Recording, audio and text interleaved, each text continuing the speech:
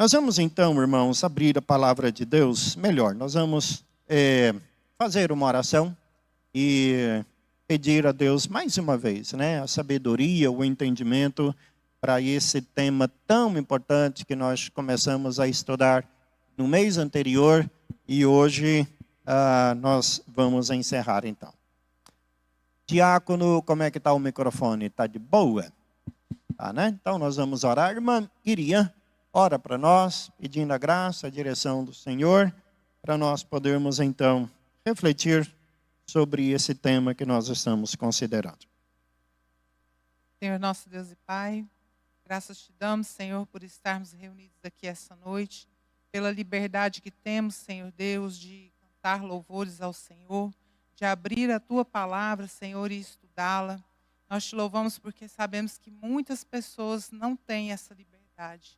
Nós podemos nos achegar à Tua presença e ouvir o Senhor falando conosco.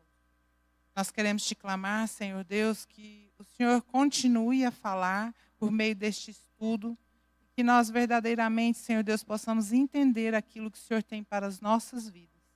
Que nós possamos buscar na Tua palavra a direção para todas as áreas que nós precisamos, Senhor Deus. Que o Senhor possa estar nos direcionando, abrindo a nossa mente e o nosso coração, para entender tudo o que o Senhor tem preparado para nós. Usa, Senhor Deus, o Teu servo, que ele possa transmitir a Tua palavra conforme o Teu querer. Muito obrigado, Senhor, por tudo o que o Senhor tem feito nas nossas vidas. Nós te oramos e te agradecemos com o perdão dos nossos pecados, no nome santo de Jesus. Amém. Amém. Então tá bom, pode jogar aí a projeção. Nós estamos estudando, irmãos, sobre este tema. O que fazer com o meu passado? Nós temos chamado a igreja, os irmãos, para nós meditarmos juntos sobre esse tema, para nós refletirmos sobre como lidar biblicamente com traumas, dores, lutas, complexos, feridas do passado e que talvez ainda possa nos acompanhar no presente. Nós vimos, vai passando aí alguma coisa, só para a gente relembrar. Na semana passada, nós falamos que o passado pode ser amigo e não inimigo, o passado pode ser fonte de lições para a vida, não é o tempo que cura as feridas, quem cura é Jesus. Nesse ponto aqui, especialmente aquele primeiro, nós citamos o exemplo de Davi, Lembra quando ele enfrentou lá no passado o urso, o leão? Foram experiências terríveis, mas que serviram para ele de aprendizado naquela hora que ele teve que enfrentar o gigante Golias. Lembra que nós falamos isso? Então, mesmo os acontecimentos mais duros e mais difíceis lá do passado podem servir para nós na nossa vida hoje. E nós, assim, então, falamos que, nesse sentido, todos nós temos um passado, que pode ser curto ou longo, que pode ser amigo ou pode ser o nosso inimigo. Queira Deus que seja nosso amigo. O que mais que nós falamos? Mostra aí o próximo. Nós analisamos esse texto de Filipenses 3 e aí nós falamos da maturidade, que é a soma das experiências que nós vamos adquirindo na vida. Passo próximo. Nós olhamos alguns textos da palavra de Deus, Olhamos o texto de Filipenses, também 1 Timóteo, capítulo 1, a forma como Paulo olhava para o seu passado cheio de crimes, cheio de pecados, e ao invés de ele olhar para o passado de uma maneira tenebrosa, ele olha trazendo uma nova interpretação. Ele olha os seus crimes e os seus pecados pela ótica do Evangelho. E é por isso que ele louva ao Senhor, então, dizendo que eu, o maior dos pecadores, recebi do Senhor graça. Então veja que ele olha para o seu passado e ele vê elementos positivos naquilo que ele havia enfrentado. E nós terminamos, então, apresentando para os irmãos essas 4 situações do passado. E aí eu quero dar o devido crédito ao pastor Steve Wyers, naquele livro que eu apresentei para os irmãos, colocando o seu passado no devido lugar. Então, aquilo que nós vemos aqui, esse esquema, não é fruto da minha cabeça, não, tá? É a obra, é o pensamento dele que eu quero, então, apresentar para os irmãos. E no estudo dessa noite, nós vamos, então, observar cada uma dessas caixinhas aí, como a gente pode lidar, ou quem sabe até se encaixar num desses pontos aí apresentados. Mas antes de nós entrarmos aqui nessa estrada, deixa eu apresentar para os irmãos duas pequenas reflexões que venham abrir a porta para a nossa observação desses esquemas aqui. O fato de nós termos, meus irmãos, um Salvador que é amigo, que é um Pai amoroso, que é um Deus presente na nossa vida, nos enche de uma alegria e de uma esperança completa, porque acaba influenciando, na verdade, moldando a forma como nós adquirimos a capacidade de olhar e de interpretar as situações que acontecem na nossa vida, sejam elas positivas ou negativas. É o fato de nós crermos num Salvador que nos ama, que é presente, que se nos apresenta nas Escrituras como nosso Pai, que vai nos levar ao entendimento de que tudo está diante dos seus olhos. Nós não podemos perder essa convicção, porque é ela que vai trazer esperança para as lutas e os embates que nós enfrentamos na vida. A outra questão, meus irmãos, que nós precisamos pensar, e talvez eu deveria colocar isso só lá no final como conclusão, mas eu quero colocar aqui antes, para que a gente possa pensar no decorrer das observações colocadas aqui. O ponto principal não é o acontecimento em si. O trauma, o complexo, o abuso, aquilo que aconteceu lá no passado. Esse não é e não pode ser o ponto principal. O ponto principal sobre o qual nós devemos nos deter é sim a nossa reação diante dos acontecimentos que nos fizeram sofrer lá no passado. Por quê? Todos sofrem. E ao mesmo tempo, todos pecam. Mas as reações são diferentes. Vocês conseguem perceber isso? Existem aquelas pessoas que têm uma reação positiva, existem aquelas pessoas que têm uma reação negativa. Existem aquelas pessoas que se detêm na amargura e no sentimento de derrota. Existem aquelas pessoas que mesmo diante do enfrentamento de um passado, de um acontecimento terrível lá no seu passado, conseguem levantar os olhos, conseguem se recuperar e ter uma reação boa então. Então não esqueça isso. O mais importante não são os acontecimentos, mas é o quê? A nossa reação diante dos acontecimentos. Muito bem, então veja que aqui nós temos 4 caixinhas, cada caixinha representando uma situação. Nós temos 2 situações de um passado, de um sofrimento, quando fomos inocentes, em uma situação nós reagimos bem, em uma situação nós reagimos mal. E do lado direito nós temos 2 situações do passado culposo ou culpado, ou seja, nós contribuímos para que o mal acontecesse. Em uma situação nós reagimos bem, em uma situação nós reagimos mal. Eu quero que você entenda que todos nós nos incluímos em pelo menos uma dessas caixinhas aqui. Não existe uma 5ª caixinha, pelo menos assim, ao que eu me lembro ou eu consiga interpretar. Todos nós, as nossas atitudes, os acontecimentos da nossa vida podem ser interpretados através de uma dessas 4 caixinhas aqui. E por isso eu gostaria de ver com você cada uma delas, tá? A gente medita rapidamente sobre cada uma delas e depois a gente faz as observações e aí passamos para os irmãos. Pode passar então a primeira tela, depois dessa. Vamos lá, nós vamos então meditar, aperta de novo. Ok, nós vamos passar então sobre o passado inocente, onde houve uma reação boa. Irmãos, quando eu estou aqui usando esse termo passado inocente, eu não estou assim me referindo àquela situação de santidade, de pureza, alguém que possa viver nesse mundo longe do pecado original. Não é sobre isso que se refere essa palavra inocente.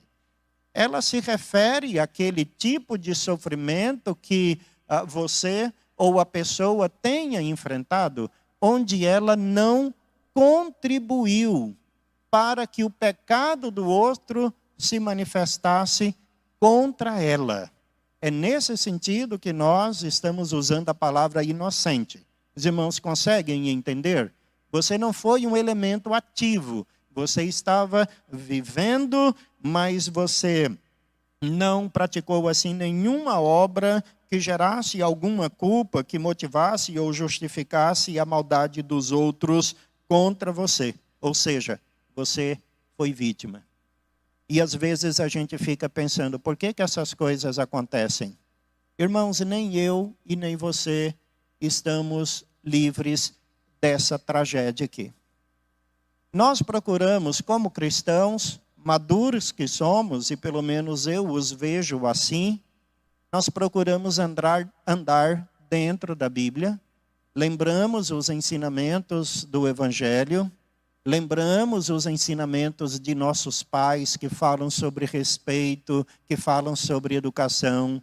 Nós agimos de uma maneira pura, de uma maneira delicada, de uma maneira respeitosa com as pessoas. Mas deixa eu te dizer, nada disso é uma garantia de que você está imune à maldade das outras pessoas contra você. Consegue entender? Mesmo que você seja santo no seu viver, delicado no seu falar, nós não podemos esquecer daquele primeiro estudo, que nós falamos que o sofrimento existe neste mundo, entre outras coisas, por causa do pecado que manchou toda a realidade humana. E é por isso que mesmo fazendo bem para as pessoas, elas irão nos agredir. É por isso que mesmo andando com consciência limpa diante de Deus, mantendo a nossa integridade, ainda assim, em algum tempo da nossa vida, pessoas irão se levantar contra nós. E nós temos assim, irmãos, um exemplo que aconteceu. Dá um toquezinho aí. Nós temos na Bíblia o exemplo de José do Egito.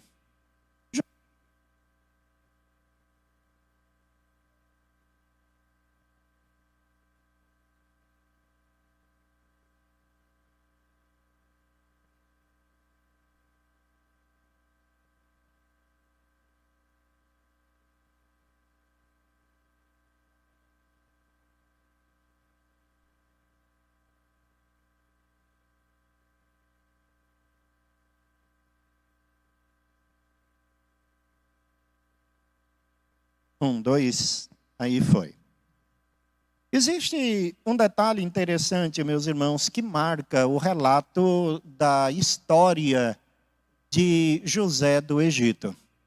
Porque o livro de Gênesis narra a história dos 4 principais patriarcas dos judeus. Eu não sei se você percebeu isso, mas quer ver? A história de Abraão é contada no livro de Gênesis em 13 capítulos. Entenda, Abraão é o maior dos patriarcas. Dele é a geração que formou a nação de Israel. A história de seu filho Isaque é contada em apenas 6 capítulos. História curta, não é? A história de Jacó 9 capítulos. E Jacó era um carinha assim um pouco mais problemática. Por quê? De reserva? A joia. Então Jacó era meio problemático assim, né? Então a Bíblia leva mais tempo para contar assim as suas histórias, aventuras, desventuras. Mas veja, a história de José é a maior entre os patriarcas descrita ali no livro de Gênesis. Sabe quantos capítulos? 14. É maior que a história de Abraão, né? Então, José do Egito, 14 capítulos. Algumas pessoas procuram interpretar isso de alguma maneira. A maioria dos estudiosos vão dizer, não, é um padrão daquilo que iria representar o Messias lá no Novo Testamento. Aquela vida tão pura e delicada que ele tinha é não somente um ensino e um incentivo para nós, como também aponta para o poderoso Salvador que viria. Mas quando nós olhamos para a história de José do Egito, nós percebemos que ele tem muito a nos ensinar, especialmente no sofrimento e no enfrentamento que ele teve decorrente dos problemas advindo dos seus sofrimentos. Por exemplo, primeiro, o fato de ter irmãos ciumentos e maldosos. Eles eram malignos e eles fizeram maldade tremenda com José. Tem lá aquela história dos sonhos que ele teve, né? Que ele era um grande feixe e todos os outros feixes que representavam os seus irmãos se dobravam em reverência diante dele, que ele era uma lua ou uma estrela e os seus irmãos eram estrelas que se ajoelhavam diante dele. Quando José contava essas histórias, além de ser o queridinho de papai, né?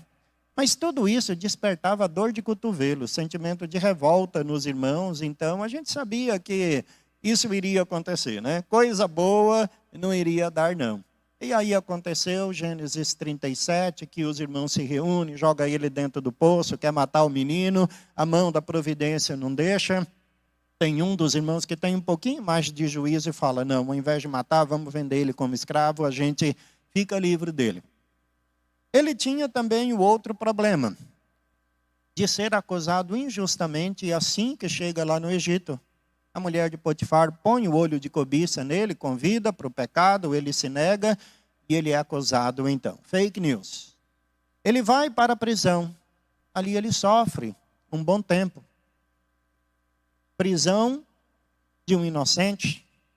Ali ele tem aquele sonho, 2 companheiros, e depois que os companheiros saem do cárcere, o ajudam? Não. Pelo menos no primeiro momento não. Tem um que morre e tem o outro que falou que iria ajudar José assim que saísse da prisão, e ele não faz isso. A não ser lá na frente, quando o faraó tem um sonho, e aí ele se lembra, tem um companheiro de prisão que eu estive com ele muito tempo atrás, ele pode ajudar o Senhor. Aí que José é tirado lá do cárcere. Eu quero dizer para os irmãos que diante de tudo isso que José experimentou, ele poderia ter se tornado amargo e descrente por causa dos sofrimentos e das injustiças que ele experimentou na vida. Mas, irmãos, qual foi a reação de José diante de toda a maldade que fizeram contra ele? Seus irmãos, o Potifar, os seus colegas de prisão, as outras pessoas. Qual foi a sua reação? Reação boa ou reação ruim? A gente sabe que a sua reação foi reação boa, positiva. Por quê? Ele trabalha, ele se casa, ele constrói família, ele é colocado como governador do Egito, a ponto do faraó dizer, olha, eu sou o rei do Egito, mas sem a ordem de José, nada vai ser feito aqui na nossa terra.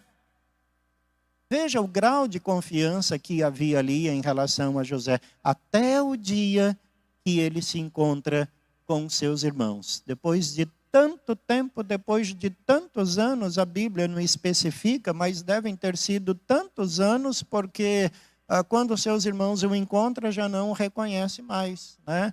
José se lembra deles, mas eles não reconhecem mais o irmão. Talvez até porque pensavam que ele tinha morrido, né? Havia sido vendido para um lugar que os mercadores estavam indo. E aí José começa a tomar algumas atitudes. Ele chora. E se você for ler a história de José, você vai ver o quanto ele era sensível. Quantos textos do livro de Gênesis fala que ele se retirou e chorou em secreto. Entrou na câmara e chorou. Viu os seus irmãos e chorou. Cara assim muito sensível. Ele acolhe os irmãos, manda chamar o pai, abraça o pai. Depois de algum tempo, o pai morre. E aí, naquele momento, os irmãos pensam, bom, então agora o nosso pai morreu, ele vai querer se vingar. Como atitude preventiva, vão procurar José e dizem, olha, nós estamos aqui, não nos lance culpa. E ele diz, não temas. Vocês planejaram o mal contra mim, mas Deus transformou o mal em bem. Eu sustentarei a vocês e a vossos filhos. Veja que naquele momento que ele tinha poder e autoridade para fazer o mal, ele manifesta o bem que havia no seu coração. Então aqui, irmãos, a gente pode tirar uma lição para a nossa vida. Passa aí, dá o toquezinho aí para a gente ver. A lição que nós podemos ver quando nós sofremos de maneira inocente é que não precisamos pecar nessas situações. Muitas vezes, a nossa primeira tendência, irmãos, é querer revidar o sofrimento e a injustiça recebida. Qual foi a reação de José? Ele decidiu não colocar amargura no seu coração. Ele decidiu não carregar aquele complexo de vitimização, culpando os seus irmãos pelos anos que ele perdeu no sofrimento, no exílio, na prisão. Ele não lançou a culpa em ninguém. Ele entregou tudo ao Senhor, então assim perdoando. Então nós não precisamos pecar quando sofremos injustamente. Precisamos considerar a palavra do Senhor Jesus, né? A palavra de Paulo também. Não resistais ao perverso. Se ele te obrigar a andar 1 quilômetro, anda com ele 2. Se ele te roubar o tênis, dê também a ele a sua camisa, o óculos e o boné. Como Paulo fala, se o teu inimigo tiver fome, dá-lhe de comer. Se tiver sede, dá-lhe de beber. Então aqui nós vemos a primeira caixinha. Passado inocente, quando nós sofremos por culpa de outros, mas a nossa reação foi boa. Mas existe a segunda caixinha. Dá o toque aí. O passado inocente, quando a reação não foi boa. Existem situações na vida que aprisionam as pessoas. Quando alguém nos maltrata, muitas vezes nós agimos de maneira errada. Então tem uma frase aqui nesse livro, que eu até coloquei aqui. Vamos ler juntos o que está escrito? Toca aí, pode clicar. Steve Byers, nesse livro, diz bem assim. Vamos lá, vamos ler juntos. Às vezes nós focamos tanto na dor causada pelos pecados que outros cometeram contra nós, que nunca paramos para lidar com nossas reações não bíblicas. Irmãos, o que a gente vê aqui nessa fala de Steve Byers são, na verdade, 2 problemas. Qual é o primeiro? É o pecado que os outros cometem contra nós. E qual é o segundo problema que nós vemos aqui? Aquele problema que nós mesmos criamos quando nós reagimos de maneira errada ao mal que os outros praticam contra nós. Veja, ainda que tenhamos sofrido de maneira injusta e inocente, às vezes a história do nosso passado inclui reações erradas da nossa parte.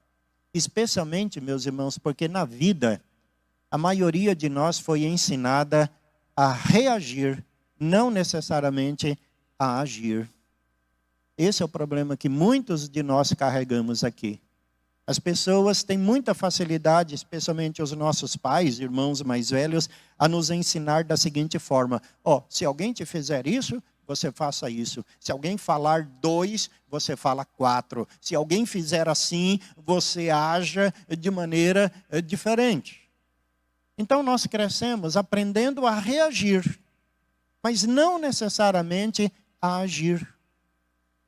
É por isso que muitas vezes esses dois problemas acabam se encontrando. Nós encontramos aqueles que se levantam para fazer o mal contra nós, e o pecado deles alcança também o pecado que habita em nós, e nós reagimos mal. Você quer um exemplo bíblico disso? Coloca aí, pode clicar. O exemplo de Noemi. Você conhece a história da mulher. E a mulher é sofrida. Ela vai com seu marido lá para a terra de Moabe, porque tem o problema da fome em Israel. Quando chega lá, segundo problema, mais fome. Terceiro problema, seu marido morre. Quarto problema, morre o filho. Quinto problema, morre o outro filho.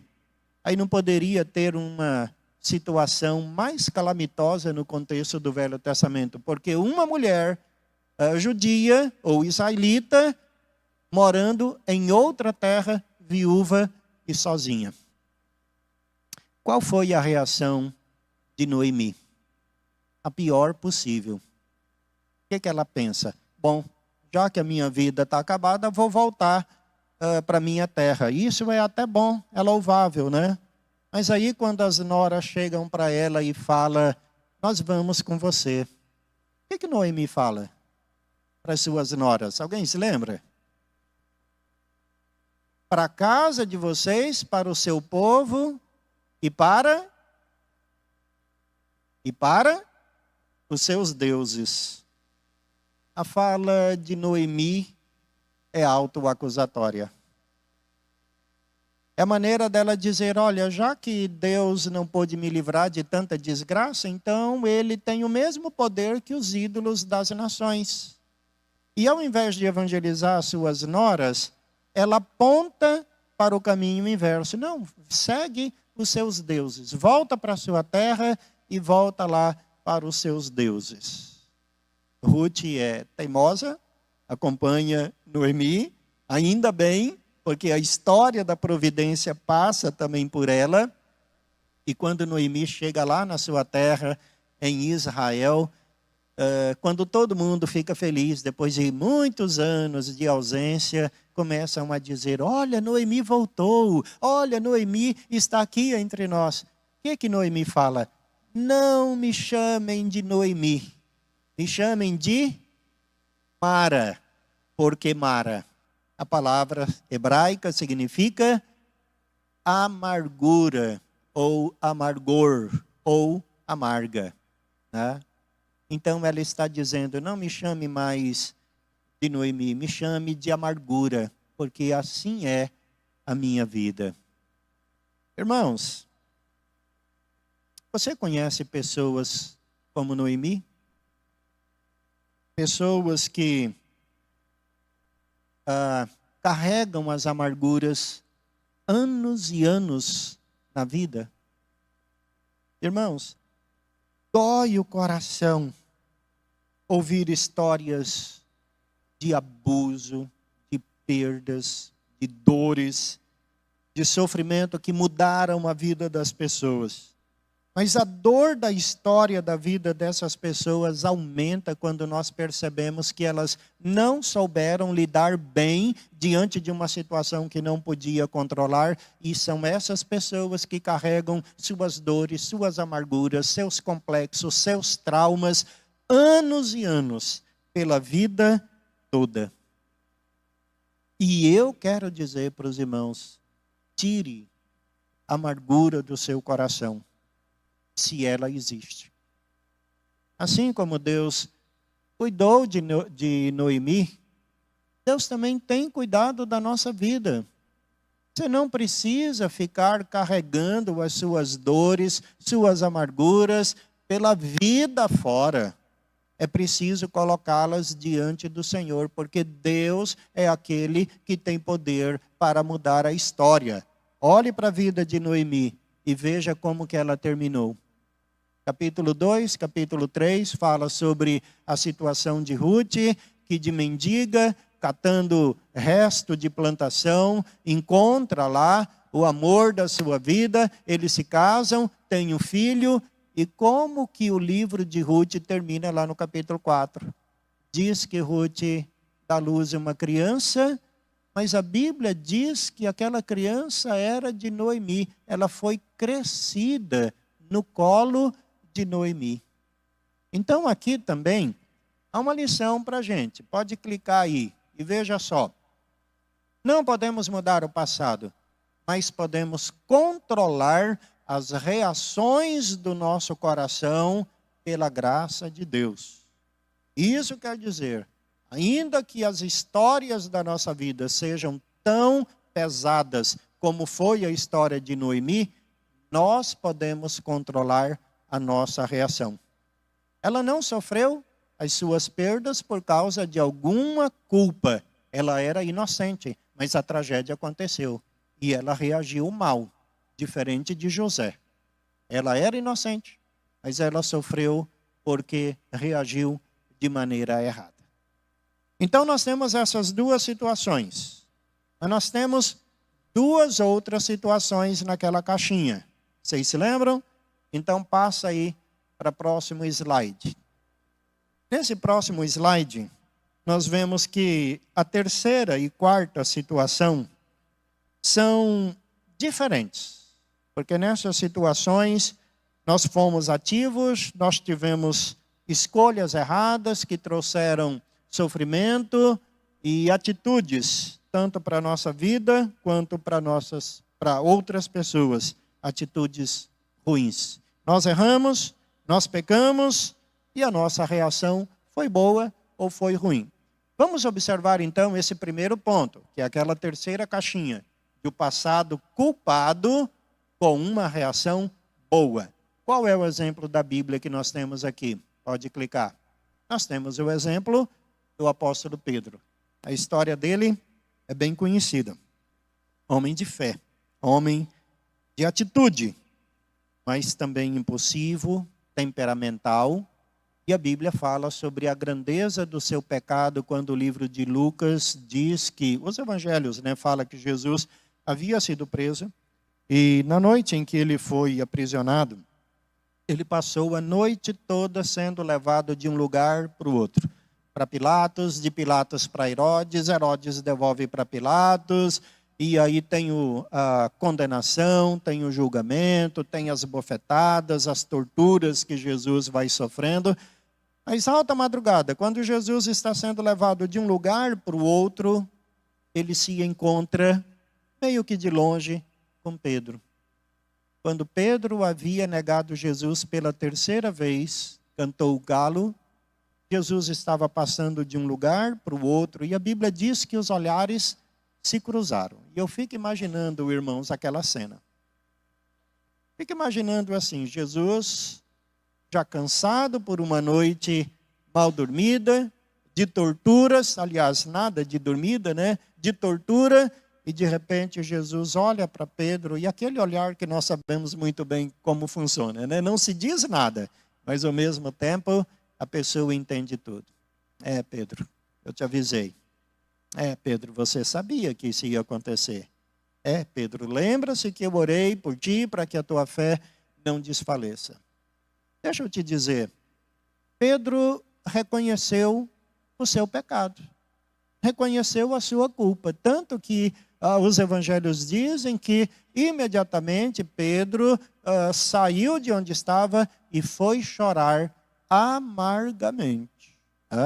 Bom, alguém poderia dizer, mas poderia ser um choro de vergonha, poderia, mas não foi, porque a sequência da história vai dizer que ele não virou as costas para Jesus, ele se uniu aos discípulos. Quando alguém apareceu lá dizendo que ouviu falar que Jesus tinha ressuscitado, ele foi correndo para ver se isso era verdade, e quando de fato Jesus se manifestou, Pedro estava ali. Então ele teve um arrependimento, sim. Tanto que, final do livro de João, quando diz que Jesus tem aquele momento a sós com Pedro, ele pergunta 3 vezes: tu me amas? Sim, eu te amo. Então, pastorei as minhas ovelhas. 3 negativas, 3 traições, mas ao mesmo tempo 3 afirmações do seu amor. E da parte de Cristo, 3 mandamentos para que ele exercesse o seu ministério. Então aqui nós temos o exemplo de alguém que pecou contra o Senhor, e esse pecado teve consequências para a sua vida.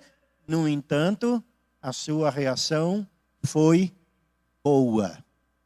O que nós podemos então aprender com a história de Pedro? Dá um toquezinho aí, e é exatamente isso aqui, olha. Não deixe o pecado criar raízes no seu coração. Se você pecou contra o Senhor, não deixe o tempo passar. Não fique ali querendo também jogar a culpa em outros. Porque Pedro podia dizer: Jesus, mas não foi só eu que te abandonei, não. Todos os outros 11 também fizeram isso, inclusive o pior de todos, Judas. Então, não é somente eu o culpado. Ele não age dessa maneira.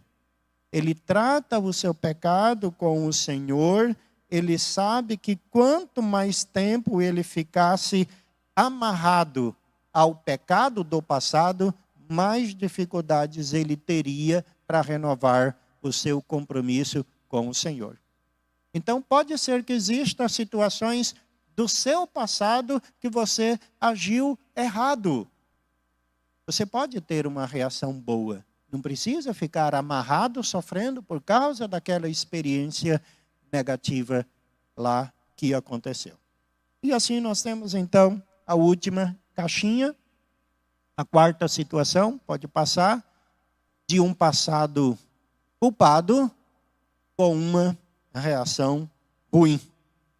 É aquela situação quando a pessoa erra 2 vezes, né? Erra quando peca e erra ainda quando não se arrepende e continua no pecado. Às vezes a pessoa é confrontada, é orientada, é ensinada, e mesmo assim ela ainda não se volta para o Senhor. Então, a grande questão aqui para a nossa meditação, irmãos, é como nós reagimos após o pecado. É com alegria e satisfação, esfregando as mãos, quando teremos a oportunidade para repetir o mesmo pecado? Quando nós somos confrontados com o pecado praticado, qual é a nossa reação? É a reação de humilde arrependimento ou de agressividade? São coisas que nós temos que pensar. E qual o exemplo bíblico que a gente pode colocar aqui? Tem vários, né? Exemplos bíblicos. Tem de Ananias e Safira, tem de até Davi, né? Depois que ele pecou contra Batseba, até ele se arrepender, muita tragédia e coisa feia aconteceu. Mas pode clicar aí e mostrar aqui o exemplo que nós podemos ver. Pode clicar. Cadê o menino? Está lá? Isso. É o pecado de Adão e Eva. Porque nós conhecemos a história e vemos que quando eles pecaram contra o Senhor, não teve arrependimento. Pelo menos isso não é demonstrado nas Escrituras. Eles foram se esconder. E depois foram acusar um ao outro. Veio as maldições que Deus estabeleceu sobre o homem, sobre a mulher, sobre a terra, sobre a serpente. E em nenhum momento eles procuram o Senhor, trazendo palavras de arrependimento, de mudança de vida. Então a questão, queridos, é com cada um de nós, se há eventos do passado em que nós fomos culpados, nós precisamos tratar isso. Isso precisa ser tratado. Nós não podemos carregar dívidas, nós não podemos carregar culpas, nós não podemos carregar atitudes e comportamentos não tratados, não confessados e não entregues ao Senhor. Então vamos lembrar daquilo que nós falamos lá no início. O problema não é o acontecimento em si, mas o problema o que é? A nossa reação. Não é isso que falamos lá no início? Problemas de sofrimento, de injustiça, de calúnia, de perseguição, todos nós enfrentamos. O que nos difere é a forma como nós enfrentamos cada uma dessas situações. Eu gosto muito de ler lá o livro de Ageu, quando Deus chama o profeta para tratar com o pecado do povo, porque eles já tinham retornado do exílio e ao invés de se voltar para o Senhor, eles vão cuidar dos seus próprios interesses. Então, várias vezes o profeta Ageu aparece no meio do povo com a seguinte mensagem: considerai o vosso passado. Essa expressão é tratada pelo menos 3 vezes lá no livro, no pequeno livro do profeta. Considerai o vosso passado. Vocês buscam prosperidade, mas não têm. Vocês plantam muito e colhem pouco. Considerai o vosso passado. Vocês recebem o salário e de repente parece que ele é colocado num saco sem fundo e desaparece. Considerai o vosso passado. Então será que não existe sofrimento no nosso meio porque nós não tivemos uma reação boa a algo que aconteceu lá no passado? Isso é para nós pensarmos. Então dá mais um toque aí para nós vermos essa lição. Observe a sua reação após pecar. É de alegria, contentamento, ou é uma reação de temor, arrependimento? Mais um toque, só para a gente então resumir e mostrar aqui para os irmãos então essas 4 situações que são colocadas. Passado inocente, quando nós reagimos bem. Qual é o exemplo bíblico que temos? José. Passado inocente, quando reagimos mal. Qual é o exemplo? Noemi. E por outro lado, passado culpado, quando nós reagimos bem. O exemplo, Pedro, que se arrependeu. E o exemplo de um passado culpado, quando reagimos mal. Nós temos ali o exemplo de Adão e Eva. Bem, irmãos, nós vamos então considerar essas 4 caixinhas, relembrando que todos nós nos incluímos em pelo menos uma delas. Ou nós agimos bem, ou nós agimos ruim, em uma situação em que fomos inocentes, envolvidos pela maldade alheia, ou naquela situação em que contribuímos para que o pecado acontecesse. Lembra que no primeiro estudo eu disse que todos nós temos um passado que pode ser amigo ou inimigo, e no segundo estudo a gente aprofundou nisso também? Então nós podemos aprender a enxergar o nosso passado pela ótica do lamento, da amargura, da depressão, do sentimento de derrota, ou nós podemos olhar para Cristo, sabendo que Ele é quem cura as nossas feridas, que nos dá a verdadeira motivação para enxergarmos essas coisas do passado e termos uma reação positiva conforme nós as enfrentamos. Então nós temos uma mensagem, e essa mensagem é do Senhor Jesus Cristo, que diz que se o Filho vos libertar, verdadeiramente sereis livres. E essa libertação, meus irmãos, se refere a todos os aspectos da nossa vida. A gente tem assim uma mania de espiritualizar tudo na Bíblia como que se referindo somente à nossa salvação. Claro que a salvação é o mais importante, mas a Bíblia se preocupa com cada área, com cada esfera, com cada gaveta da nossa vida. E a libertação que Cristo nos dá não é somente essa libertação da condenação do inferno, é também a libertação de toda culpa, de toda mancha, de toda dor ou trauma que nós enfrentamos lá no passado. Hoje, elas podem ser reinterpretadas e avaliadas de uma maneira diferente do que quando aconteceu. Eu acho até que eu escrevi aí, dá mais um toque, eu acho que está na conclusão, né? Nós podemos escolher enxergar o passado pelas lentes da culpa e amargura ou pela ótica de Cristo, né? E quando você começa a lidar com as experiências do passado de maneira bíblica, as verdades maravilhosas do Evangelho vão se tornando mais reais. Mas lembre-se, somente quando nós passamos a interpretar essas experiências pela ótica do Evangelho. Fora do Evangelho, todas as situações da nossa vida, por piores que tenham sido, sempre vão trazer para nós derrota, desgosto, vão nos empurrar para baixo. Mas quando essas experiências são interpretadas pela ótica do Evangelho, a gente começa a compreender então as nossas reações.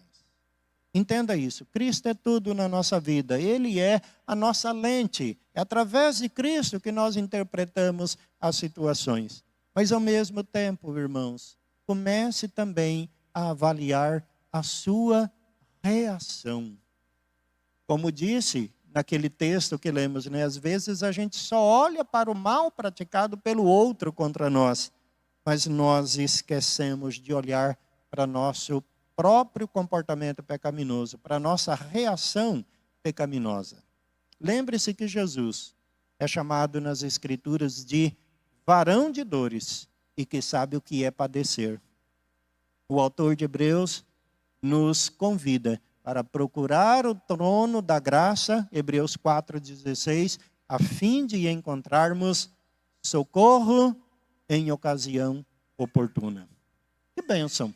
Nós então podemos saber que o Senhor está presente em todas as áreas da nossa vida, mesmo aquelas que não foram tratadas condignamente lá no passado. Elas podem ser tratadas hoje e pelo poder do Evangelho, elas podem ser redimidas. De que maneira? Através de uma reinterpretação cristológica. É quando nós trazemos a Bíblia para a nossa vida, para as nossas experiências.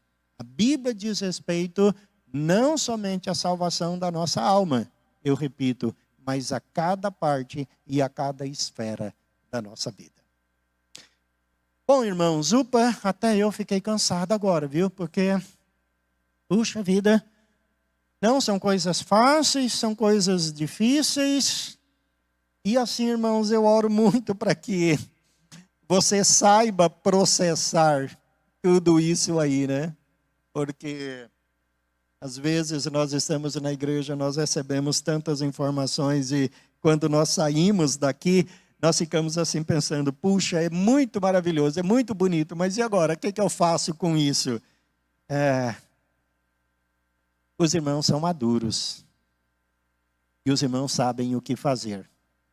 Você conhece coisas da sua vida que poucos sabem? Existem coisas na sua vida que talvez ninguém saiba. Então eu tenho plena certeza que você sabe o que fazer com essas verdades que foram colocadas aqui. Olhe para o seu coração e se preocupe em ter comportamentos e atitudes que sejam próximas do comportamento do Senhor Jesus. E aí eu chamo a atenção dos irmãos para aquele primeiro texto que nós lemos no início, na abertura do culto. Lembra lá do texto? Qual foi? De 1 Pedro, né? Que diz que quando nós sofremos, nós temos que sofrer por praticar o bem. É aquele passado inocente, não o passado culpado. Mas qual é o exemplo? Seguir os passos de Cristo. Porque quando ele era atacado, quando ele era fustigado, quando ele era criticado, ele não revidava. Ele se entregava a Deus, porque ele sabe julgar retamente. Então eu oro para que Deus abençoe a minha vida, abençoe a vida de cada um dos irmãos, para que nós possamos, então, assim, ter atitudes boas, reagir bem quando nós sofremos algo no nosso viver. E eu gostaria de ouvir os irmãos. Se os irmãos tiverem alguma palavra, alguma pergunta, alguma experiência, maravilha. Se não as tiver, eu tenho. Então é melhor que você tenha, porque se você deixar para mim, aí eu vou apertar mais os irmãos. Ele.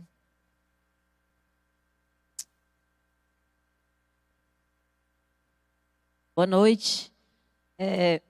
Pastor, eu lembrei de uma situação, o senhor falando aí dessa situação de problema sem a pessoa ter a culpa, né? E 2 casos que aconteceram. Uma pessoa eu não conheço, mas é parente de um amigo meu, que ela teve um filho que faleceu de câncer. Eles eram crentes, tal, todos, o menino crente, tal, já jovenzinho assim, né? E ele faleceu de câncer. E depois disso, a família se afastou. Totalmente, assim. Ela não consegue conviver com isso. Sempre que os familiares, tal, em volta são cristãos também, né? Conversa com ela, ela bota essa culpa em Deus, que Deus não curou o filho dela. Que ela pediu, ela orou muito para Deus curar e Deus não curou o filho dela. E o outro exemplo... Só um segundinho, só uma pausinha. Nesse exemplo que ela citou, qual caixinha você colocaria essa situação? Primeira, segunda, terceira ou quarta? Na segunda. Segunda? Inocente, É isso mas mesmo? reagiu mal. Né? Passado inocente, mas reagiu mal. Né? Ela não teve culpa do filho morrer, mas ela agiu como Noemi. Amargura. Tá? Pode prosseguir. Então, e o outro exemplo é a minha tia.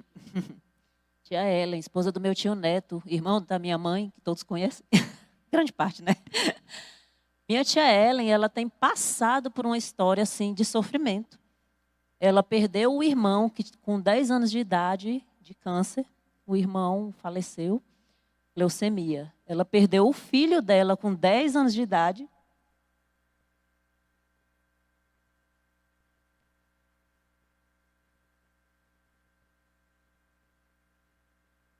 A mesma situação. Ela perdeu a mãe há uns 3 anos atrás, também de câncer. E agora o pai dela também está com câncer. E ela, assim, enfrentou isso, sabe? E eu lembro do netinho, quando ele estava doente. Cara, o netinho, você via Deus nele, assim. Como que ele amava o Senhor, como que ele cantava, entendeu? Então, assim, quando o netinho morreu, foi muito triste, assim, claro, né? Mas minha tia, apesar de sofrendo, que a gente viu o quanto ela sofreu, ela não desanimou e ela tinha alegria nisso, porque ela tinha certeza de onde o netinho estava, né, de para onde que ele tinha ido. Né, e a mãe dela da mesma forma.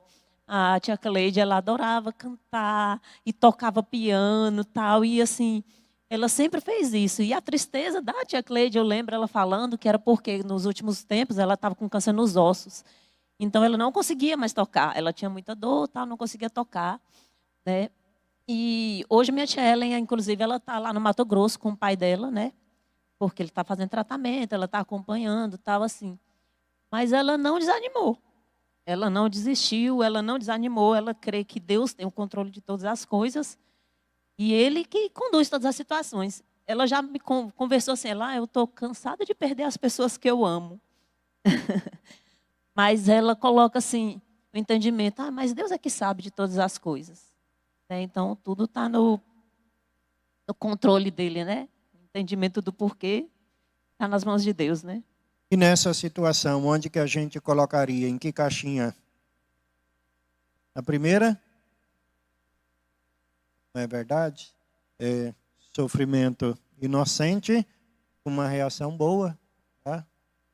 Não tem jeito, irmãos. Cada um de nós vamos colocar as nossas experiências numa dessas 4 situações da vida.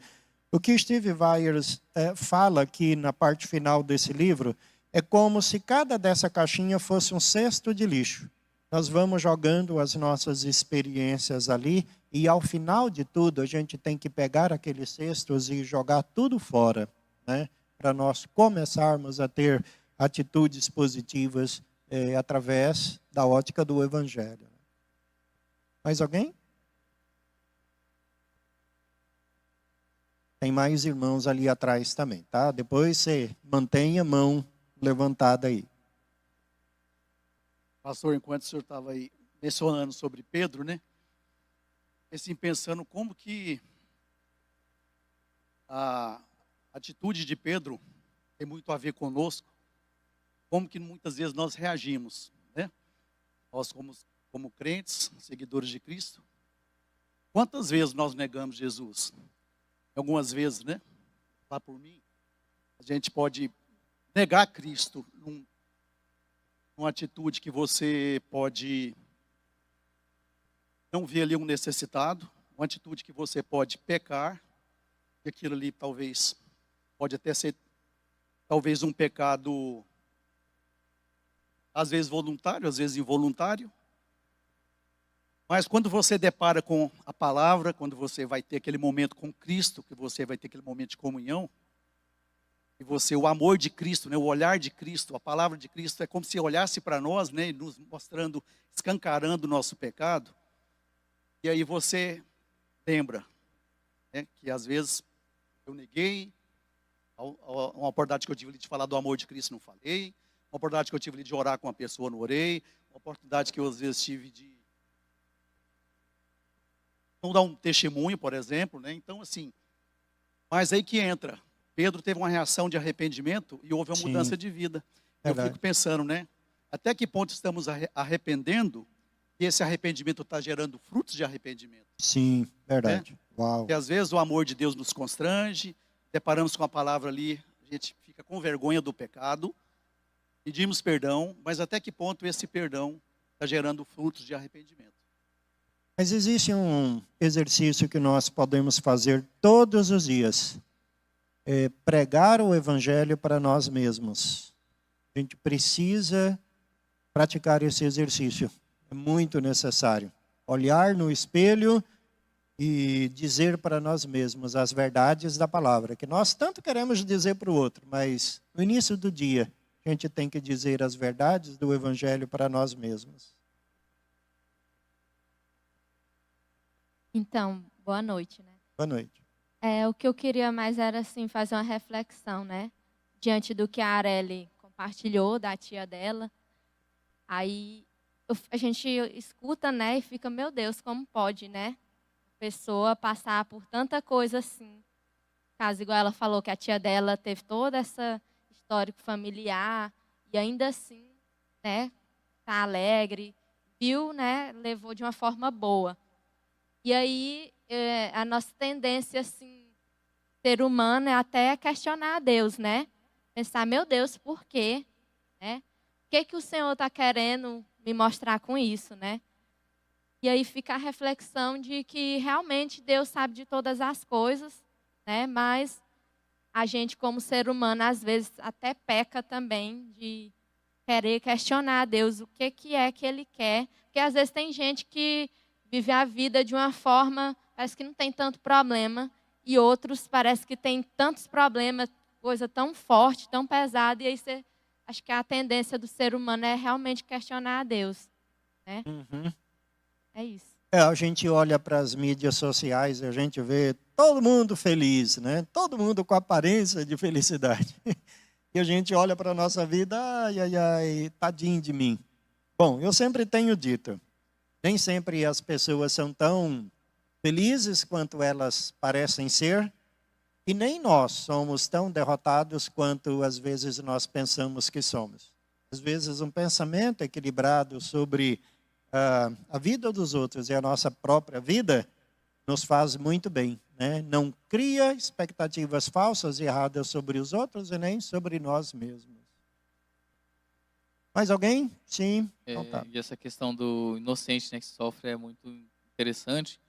E na própria Bíblia mesmo tem um exemplo de um casal e aconteceu isso. Na questão de Jó, né? Jó perdeu tudo, perdeu a as riquezas, perdeu filhos, parentes, os bens, a Sim, saúde. sim. Mas ele permaneceu firme em Deus, permaneceu forte. Só que sua esposa, que também sofreu as mesmas coisas, ela já não conseguiu. Por Muito ela bom. também, Exato. ela desistiu de Deus e ainda tentou influenciar Jó para também desistir do caminho. E isso é muito perigoso também, quando temos pessoas ao nosso lado também que já desistiram, né? Porque elas acabam querendo influenciar a gente a desistir também. Então é muito perigoso, eu já vi muitas pessoas assim que aconteceram algo grave com elas, elas estavam firmes, mas aí as outras pessoas falavam: "Não, você não pode continuar firme desse jeito". Isso aconteceu com você, você perdeu uma pessoa que você amava, você precisa desistir de Deus, você precisa desistir das coisas. Aí a pessoa acaba ouvindo isso e aceita, Uhum. aceita a Acaba derrota. sendo influenciada, né? Nós temos aí, então, dois exemplos, né? De Jó, inocente, que reage bem, e a esposa na mesma situação, inocente, mas que responde mal. Tá? Boa observação. Bom, tem mais aqui à frente. E as perguntas que eu tinha, não vou fazer mais. E os irmãos falam aí com tanta sabedoria, e é tão bom ouvir os irmãos que as minhas observações aqui parecem ser inúteis, né, diante daquilo que os irmãos falam. Mas que prazer ouvi-los. Pode falar, irmã. Boa noite a todos. Pastor, na minha família nós tivemos algumas perdas, né? Com 14 anos eu perdi meu irmão. Em 2004, meu pai faleceu em maio e minha irmã em novembro. E, ultimamente, mais recente, foi minha mãe, né? Mas, até que com as perdas, o Espírito Santo, ele me ajudou muito a lidar com elas, né? Mas a questão não é a questão das perdas, mas da calúnia. Eu não estou conseguindo lidar com elas. Calúnia? Isso, uma calúnia que levantaram contra mim. E sem querer fazer vitimismo, né? Mas assim, é uma situação muito ruim e é uma reação que a gente às vezes tem que pedir muita sabedoria a Deus, né? Só Ele mesmo, porque a palavra de Deus diz que no mundo tereis aflições, mas tem de bom ânimo, né? Então assim, todas as perdas que eu tive levou um certo tempo para retornar ao normal, mas retornei, graças a Deus, através do Espírito Santo. Mas na questão da calúnia, eu estou vendo que tanto é que eu não quis mais ficar nem no mesmo local que eu estava trabalhando, no mesmo setor. Uhum. Então, isso eu vejo que é liberação de perdão. E eu Sim, tenho que tratar sobre isso. Sobre essa questão das perdas, tem um livro chamado Entre Perdas e Ganhos, do pastor Tonildo Rezende, parece. E aí fala muito sobre isso, né? E dá para a gente analisar. A questão das calúnias, eu vejo assim duas coisas. Apesar de entender a dor que você sente, se você é inocente, veja bem, se o que estão falando é verdade, então você tem que mudar de vida. Se o que estão falando de você é mentira, então não há por que se preocupar. Né? A nossa atitude nesse caso sempre deve ser olhar mais para Cristo que para nós mesmos. Porque se nós formos olhar assim para nós mesmos, nós vamos sempre absorvendo as dores, absorvendo as calúnias, meditando mais nelas que na beleza do nosso Salvador. Então, nessa hora é muito difícil, eu sei, mas não tem um outro caminho. Olhar mais para Cristo e menos para nós. Tá? A questão da meditação e das mídias sociais, né? Estava até comentando com a... hoje eu até desativei o meu Instagram, porque eu estava vendo, gente, nós estamos em abril, às vezes a gente entra ali para ver alguma coisa e vai passando, e o livro, Entre Perdas e Ganhos, que eu tenho que terminar de ler, ainda não terminei de ler. Eu desativei temporariamente. É joia. Mais algum? Laura. Boa noite. Boa noite. Com as falas, né, que o senhor teve, assim, primeiro elogiar, né, um estudo riquíssimo. E depois, assim, teve uma situação que eu lembrei de uma coisa assim, que eu vi outro dia, sobre como a gente reage, né? A tendência da gente é muito, tipo, ir atrás de quem fez a injustiça e ficar, nossa, por que você fez isso comigo? E aí essa reflexão trazia assim, você não vai atrás da cobra perguntar para ela por que ela te picou. Uhum. Né? Então, a maneira como a gente reage, né? Às vezes ficar remoendo, às vezes você não vai atrás da pessoa, mas fica remoendo, fica em sofrimento e tal. E aí, teve um testemunho que eu vi essa semana, eu achei interessante, era assim, tipo, era uma regente de um coral, e ela teve uma auxiliar, que foi indicada pelo pastor. E aí, a regente chegou no pastor e falou, eu quero entregar o cargo. Aí ele falou, mas por quê? Não, o senhor vai tal dia no ensaio e o senhor vai ver. E aí ele ficou lá no canto, no ensaio, ele foi. E aí, quando chegou o momento ali, ele começou a perceber a auxiliar debochando. Né? Então, assim, aquilo trazia muito sofrimento para a regente. Aí ela só viu, pois eu quero entregar o cargo. Ele, não, o cargo foi Deus que te deu, não foi eu. Então, vamos orar e ver o que Deus fala sobre isso. Aí ela, não, eu quero um prazo, vamos, uma semana. Aí não foi nem uma semana, ela entrou em contato com ele, ela falou assim, não, Jesus Cristo me deu um tapa na cara. Aí ele, como? Ele, não, veio uma palavra e falou que ele que tinha entregado o cargo, que eu não podia devolver, e que, na verdade, aquilo foi dado para mim, aquela situação, para mim orar e jejuar. E por aquela pessoa. Aí tá, eu entrei nos comentários lá e achei muito interessante, assim, as pessoas falando, nossa, eu passei por algo assim e nunca jejuei e orei tanto. E às vezes a gente passa por certas situações e eu tenho aprendido, assim, tipo, gente, Deus está querendo que eu ore por aquela pessoa. Não é fácil. Assim, tipo, às vezes eu sinto eu orando com o coração endurecido. Até eu me convencer a ter empatia pela pessoa. Quando eu vejo, nossa, a pessoa é uma pessoa sofrida e está passando por tal situação. Então, assim, essa é uma vivência que eu tenho passado. Porque volta e meia a gente passa por situações. Entendi. Você disse uma coisa, irmã, que é muito difícil de ser dita. Muito difícil. É que muitas vezes Deus coloca pessoas problemáticas na nossa vida para a gente crescer e aprender. E, ao mesmo tempo, para a gente ser bênção na vida dela. Eu digo assim que isso é muito difícil de ser dito, porque nós sempre sonhamos, idealizamos assim relacionamentos saudáveis, conversas boas amizades, e a gente pensa assim no ambiente da igreja, né? A gente sonha ter comunhão com todo mundo, risada, abraçar cada um dos irmãos, e muitas vezes relacionamentos se tornam penosos. Pense em pessoas problemáticas com quem você se relaciona, seja a irmã Sandra lá no ambiente de trabalho, seja o exemplo dessa irmã lá na igreja. Deus coloca pessoas problemáticas na nossa vida para o nosso bem, mas também para que a gente seja bênção na vida delas. Pensa nisso, e nossos relacionamentos irão progredir mais. Mais alguma observação? Sim, tem aqui, pode falar. Boa noite, igreja.